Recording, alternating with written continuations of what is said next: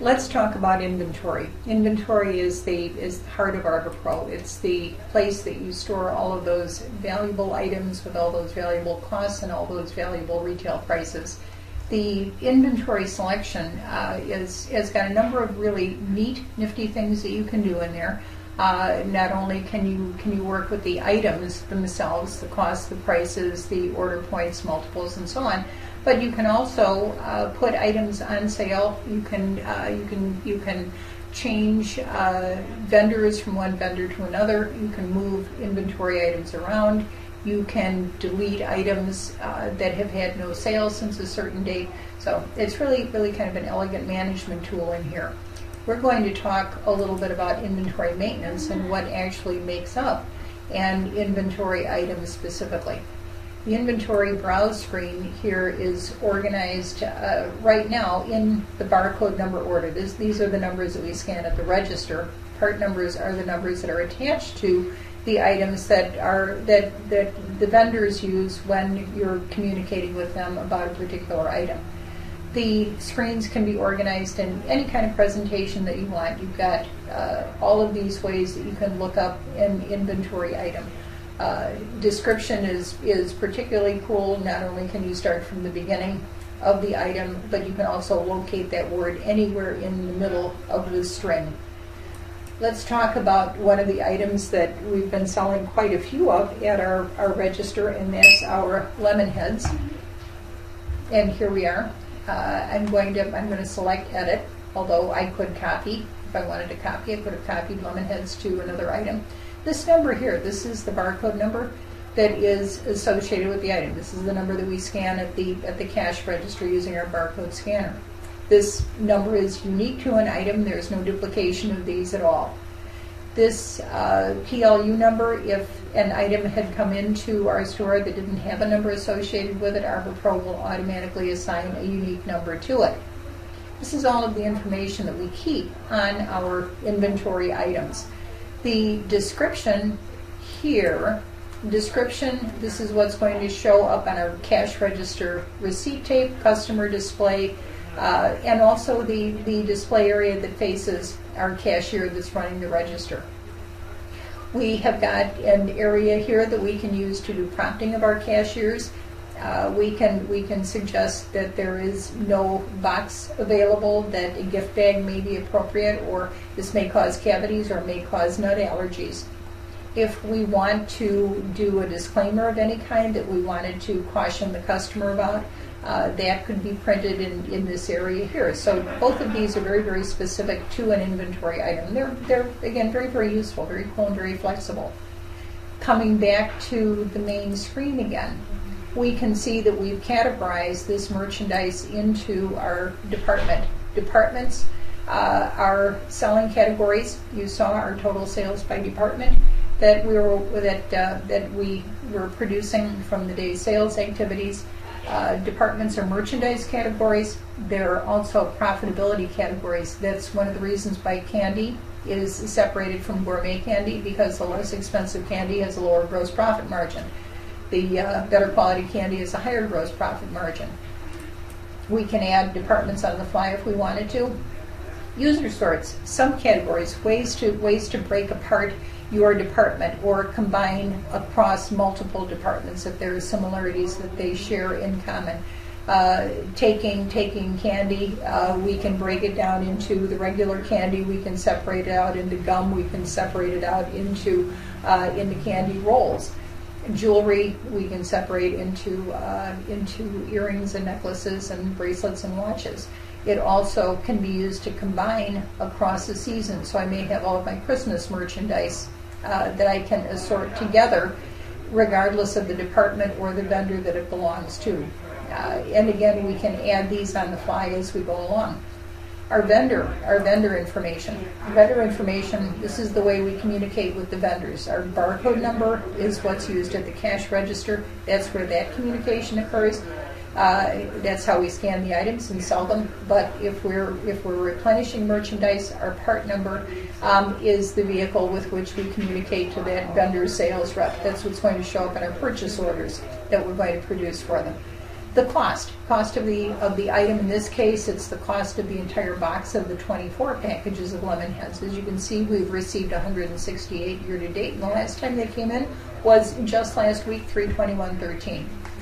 We can buy our lemon heads from as many as 5 different vendors here if we need to, and we can have individual unique vendor codes, different part numbers, different costs, and even different pack quantities depending on how we're purchasing those items. Back to the general screen again. Because this is a pack quantity item, we divided that cost of $4.31 by 24 to come up with a cost each of 18 cents. Our price is based on that 18 cents here with a 63.27% gross profit margin. We've got multiple ways too that the register will allow us to sell items. Unit price, which is what this is priced at right now, is one item, one price. Group threshold is really cool. That's the buy one, get one. Register, because it's been set up this way in the manager's PC in the back, is able to do all these things invisibly to the cashier. It's going to happen automatically and invisibly to the cashier. Mix match, a really nifty little area that allows you to assort multiple different items underneath a particular price rule. So you may have multiple pairs of cheaters, eyeglasses that someone buys, different colors, different styles, and be able to sell a quantity of them, all different items, for a particular price. The historical information that we're keeping in this area here, the on-hand quantities are being tracked over here in this area, currently showing us that we have 73 items on hand. When we get down to 24, we want to reorder 3 more cases of 24. So over here in purchasing, the order recommendations process is going to be triggered by the relationship of the on-hand to the order point. When the on-hand is at or below the order point, it's going to tell us to reorder. Saves us a lot of time, means that we don't have to carry that yellow legal pad around the store. Again, historical information down here. First sold, last sold, year-to-date sales, first received and last received, and so on. So tons of historical information. They're all going to be developed into reports that let you make better buying decisions. Sales history here, snapshot of how this particular item is sold during the periods of time that we were selling it, the months and the years that we've been selling it. This here allows us to put that particular item on sale if we wanted to. One other cool thing here in the options screen, we can allow that item to be discounted or not. In this case, it's non-discountable. We also can request that we are either going to or not maintain sales history. We can sell this only as a whole item, or we can sell them by halves. Now, not too many people would sell half a box of lemon heads. Accumulate in the credit club, inactive means it's going to be in inventory, but it's not going to show up on the reports. Tax status. An item is taxed at tax 1 or at tax 2 or at both or at none. If this were unchecked, then the item would be non-taxable. Price tag printing. 4 different formats of price tags that Arbor Pro will produce for an item. In this case, because the manufacturer's barcode is on it and the price is very well known, then there is no need to print price tags, which is why this is unchecked. Shelf tags. If we need to do displays on the shelf, we need to do product displays on the shelf, we're going to display and print one, in this case, 1 shelf tag per item. One of the other cool buttons in here is the delete button. This allows this item to take itself out of inventory 7 days after the last one has sold. So it becomes self-policing for merchandise that is not reorderable again. So this is a little bit of a walkthrough on an inventory item. Items also can be a bill of materials, which is a kit. Combine multiple odd non-like items under one PLU number, create a gift basket. And out of sale PLU is something that you want to track dollars on in the cash register, but not necessarily sales. Parent-child linking. We can attach a can to a case and sell both quantities and reorder only at the case level. And of course, our item right now is a regular item. that's a little bit of a walkthrough through inventory, and thank you very much. Welcome back to ArborPro Professional, the point-of-sale system that's intended to help the retailer better manage his inventory and his money. We're going to talk a little bit about the manager's application, about the way ArborPro helps you manage your business much more effectively. There's nothing like having numbers in black and white in front of you to help make better buying decisions, better pricing decisions, better customer judgment related decisions. And when everything has been captured through that point of sale register that we talked about a little bit earlier. The ArborPro Manager's application is arranged in the way it most typically is used, with the reports that relate to daily sales activity being up at the very, very top of the selection bar. Customer management occurs at the register and also through the back room. Customer management, preferred customer clubs, credit clubs, customer buying profiles, and so on. Transactions through the register, and accounts receivable and payroll deductions are identified and ranked and rated in here. Purchasing and receiving, the two companion pieces in this menu selection, the ability to replenish merchandise on your sales floor and in your stock room, to issue that request to that vendor to reorder or buy new merchandise that you've just worked with the sales rep on and have fallen in love with the merchandise. Receiving, the ability then to acknowledge that merchandise that you placed the order for and also add items to inventory. Inventory itself, the heart of the system. The area that allows for global changes, placing items on sale across the board, doing global deletions, items that you no longer want to keep in your inventory file are all in the inventory area here. Management reports that relate to inventory valuation and historical information on all of the items that are in your inventory file. Utilities is kind of a housekeeping area.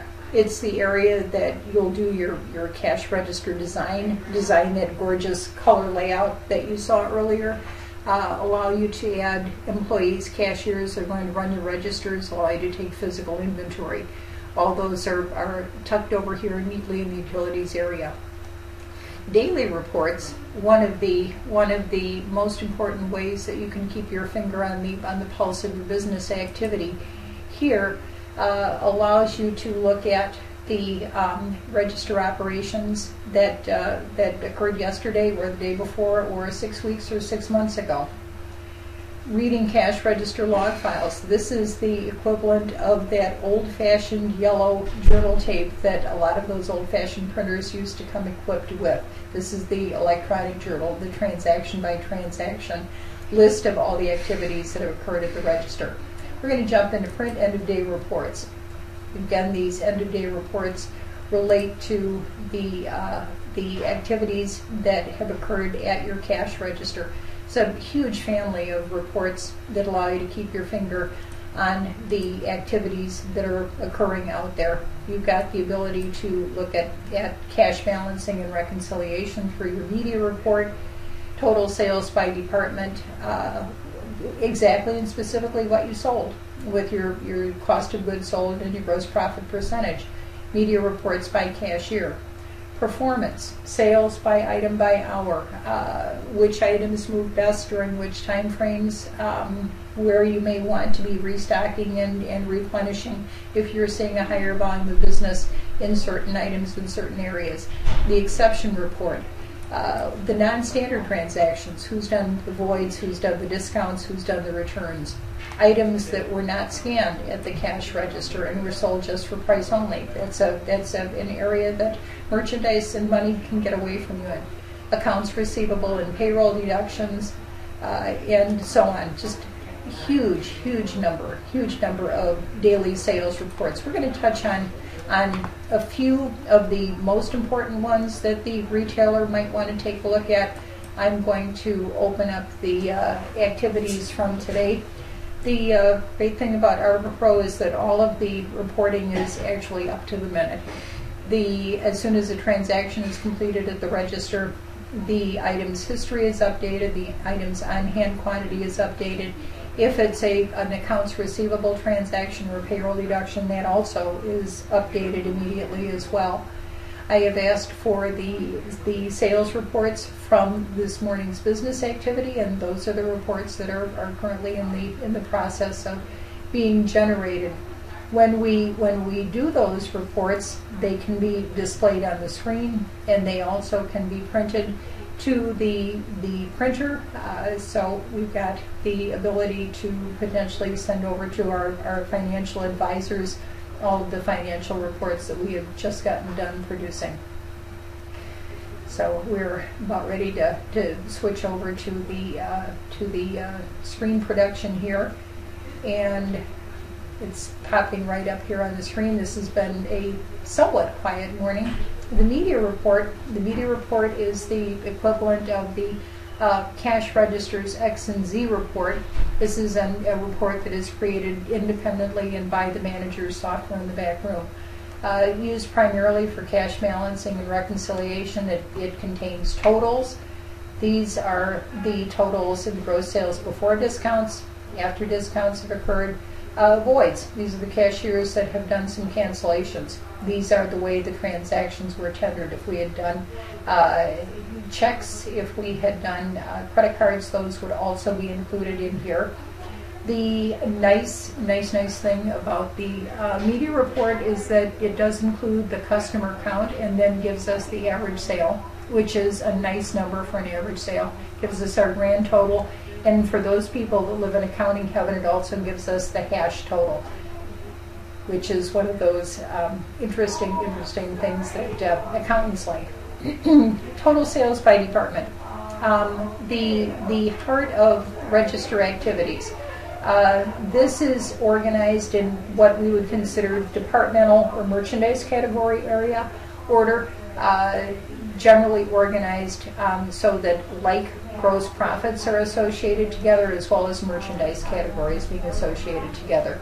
This is our Department 5. These are the items barcode numbers, part numbers here, and the descriptions of the items. Quantity of items sold. This was a return. The sales dollars.